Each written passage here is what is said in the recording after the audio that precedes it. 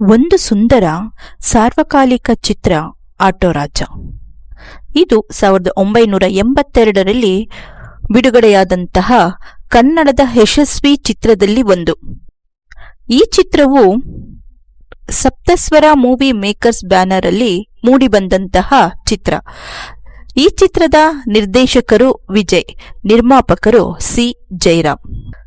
ಈ ಚಿತ್ರದ ಸಂಗೀತ ನಿರ್ದೇಶಕರು ರಾಜನ್ ನಾಗೇಂದ್ರ. ಈ ಚಿತ್ರದಲ್ಲಿ ಶಂಕರ್ನಾಗ್, ಗಾಯತ್ರಿ, ದ್ವಾರ್ಕೀಶ್, ಲೀಲಾವತಿ, ಅಶ್ವಥ್, ಬಾಲಕೃಷ್ಣ, ತೂಗುದೀಪ ಶ್ರೀನಿವಾಸ್, ಸುಂದರ್ ಕೃಷ್ಣ ಅರಸ್ ಮತ್ತು ಪ್ರಭಾಕರ್ ನಟಿಸಿದ್ದಾರೆ. ಈ ಚಿತ್ರದ ಹಿನ್ನೆಲೆ ಗಾಯಕರು ಎಸ್.ಪಿ. ಬಾಲಸುಬ್ರಹ್ಮಣ್ಯಂ ಮತ್ತು ಎಸ್. ಜಾನಕಿ. ಈ ಚಿತ್ರಕ್ಕೆ ಸಂಭಾಷಣೆ ಬರೆದವರು ಚಿ. ಉದಯಶಂಕರ್.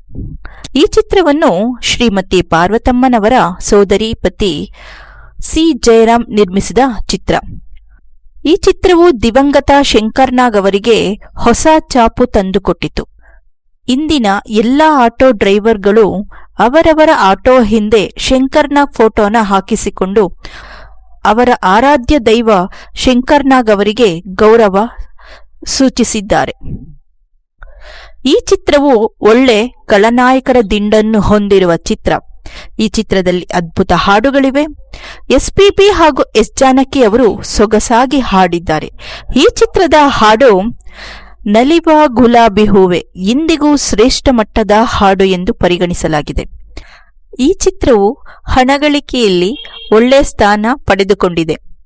ಈ ಚಿತ್ರಕ್ಕೆ ಚಿ. ಉದಯಶಂಕರ್ ಅವರು ಸೊಗಸಾಗಿ ಸಾಹಿತ್ಯ ಬರೆದಿದ್ದಾರೆ. ಈ ಚಿತ್ರದ ಹಾಡು ನನ್ನ ಆಸೆ ಹಣ್ಣಾಗಿ ಹಾಡು ಎಷ್ಟು ಜನಪ್ರಿಯವಾಯಿತು ಎಂದರೆ ಇದೇ ಹಾಡು ತೆಲುಗಿನಲ್ಲಿ ಮರುಬಳಕೆಯಾಯಿತು. ಶಂಕರ್ನಾಗ್ ಮತ್ತು ಗಾಯತ್ರಿ ಜೋಡಿ ಈ ಚಿತ್ರದಲ್ಲಿ ಅಷ್ಟೇ ಜನಪ್ರಿಯವಾಯಿತು. ಸುಂದರ್ ಕೃಷ್ಣ ಅರಸ್ ಅವರ ಕಂಚುಕಂಠದ ಸಂಭಾಷಣೆ ತುಂಬಾ ಅದ್ಭುತವಾಗಿದೆ. ಹಾಗೆಯೇ ಟೈಗರ್ ಪ್ರಭಾಕರ್, ತೂಗುದೀಪ ಶ್ರೀನಿವಾಸ್ ಅವರ ಮೇರು ನಟನೆ ಮೆರೆದಿದ್ದಾರೆ. ಕಾಲ ಸಂಯೋಜಕವಾಗಿ ದ್ವಾರ್ಕೀಶ್ ಅವರದು ಒಳ್ಳೆ ಹಾಸ್ಯಮಯ ದೃಶ್ಯ ಒಳಗೊಂಡಿದೆ. ಶಂಕರ್ನಾಗ್ ಈ ಚಿತ್ರದಲ್ಲಿ ರಾಜ ಎಂಬ ಆಟೋ ಚಾಲಕನ ವಿನಮ್ರ ನಡತೆ ಆಟೋ ಚಾಲಕರ ವೃತ್ತಿಗೆ ಒಂದು ಘನತೆಯನ್ನು ತಂದುಕೊಟ್ಟಿದೆ. ಈ ಚಿತ್ರವು ಎಂ.ಡಿ. ಸುಂದರ್ ಅವರ ಚಿತ್ರಕಥೆಯನ್ನು ಆಧರಿಸಿದ ಚಿತ್ರವಾಗಿದೆ. ಈ ಚಿತ್ರದ ಸಾರಾಂಶವೇನೆಂದರೆ, ವಿದ್ಯಾವಂತನಾದರೂ ಯಾವ ಕೆಲಸ ಮೇಲು ಹಾಗೂ ಕೀಳು ಎಂಬ ಭೇದ ಭಾವವಿಲ್ಲದೆ ಮಾಡುವಂತಹ ಕೆಲಸ ಜೀವನಕ್ಕೆ ತೃಪ್ತಿ ತರುತ್ತದೆ ಎಂಬುದು ಈ ಚಿತ್ರದಲ್ಲಿ ಬರುವ ನಾಯಕನ ಅಭಿಪ್ರಾಯ. ಮತ್ತೊಂದೆಡೆ ನಾಯಕಿ ಶ್ರೀಮಂತೆಯೇ ಇದ್ದರೂ ಒಬ್ಬ ಆಟೋ ಚಾಲಕನನ್ನು ಅವನ ಗುಣ ನಡತೆಗಳನ್ನು ಮೆಚ್ಚಿ ಪ್ರೀತಿಸುತ್ತಾಳೆ. ಇವರಿಬ್ಬರ ಪ್ರೀತಿ ಅಂತಸ್ತಿಗೆ ಧಕ್ಕೆ ಬಂದರೂ ಅದನ್ನು ಮೀರಿ ಅವರು ಜೊತೆಯಾಗುತ್ತಾರೆ. ಇದು ಈ ಚಿತ್ರದ ಸಾರಾಂಶ. ಪ್ರೀತಿಯ ವೀಕ್ಷಕರೇ, ಮುಂದಿನ ಸಂಚಿಕೆಯಲ್ಲಿ ಮತ್ತೊಬ್ಬ ಸಾಧಕರ ಹಾಗೂ ಚಿತ್ರದ ಮಾಹಿತಿಯೊಂದಿಗೆ ಮತ್ತೆ ಸಿಗೋಣ.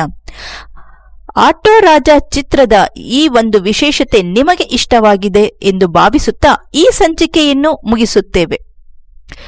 ಈ ಸಂಚಿಕೆ ನಿಮಗೆ ಇಷ್ಟವಾದಲ್ಲಿ